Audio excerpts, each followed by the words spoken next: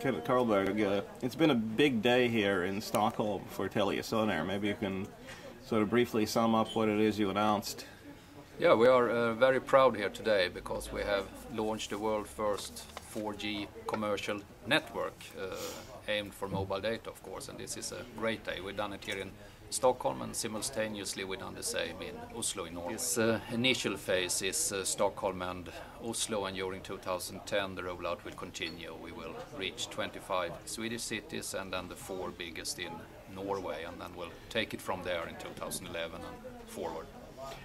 And as you said, in the Baltic states, maybe in the more distant future. Exactly. It's of course dependent on when the licenses are available in the Baltic countries, but sooner or later they pop up and then we will be there and try to buy some of them.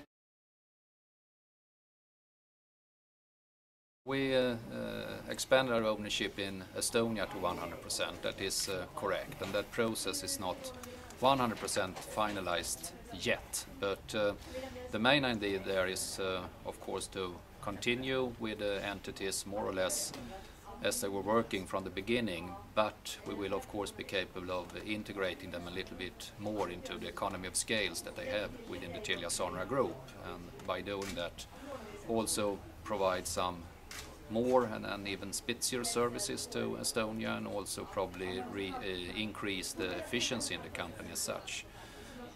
When it comes to Teo in Lithuania, there we will not gain 100% ownership so far, but we will have increased, but it's still a listed company and it's still also other owners than us there. You talk about economies of scale, that one of the things could be in the future, when and if you come to do 4G in the Baltic countries, then SD Telecom would benefit from the relationship with TeliaSonera. Yeah, absolutely, because here we have then gained the knowledge and experience that is scarcely available in the world right now, and then of course it will be a much faster development than if you should start everything from zero. We have had meetings with the Prime Minister and others, and we were also over there with a visit, myself together with our CFO, Per-Arne Blomqvist. We met with the Prime Minister and we discussed the situation. The conclusion at that time was that they were very occupied with the budget process, so there were no further efforts at that time. So now we'll see the budget process coming to an end, and we'll see what happens next year. Yeah. Have you already scheduled some meeting for next year?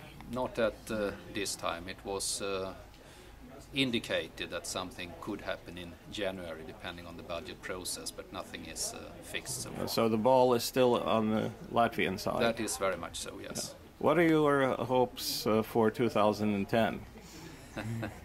Well, of course, I must say that one of my most strong wishes here has actually nothing to do with ownership issues, but more with the financial situation in the Baltics, that I really hope will start recover during 2010 in both Latvia, Lithuania and Estonia, because I think that would be a good basic for further discussion on whatever issue. But when that is not in place, everything gets very messed up and difficult to handle, because the people are responsible for political life. They have to focus so much on just that issue.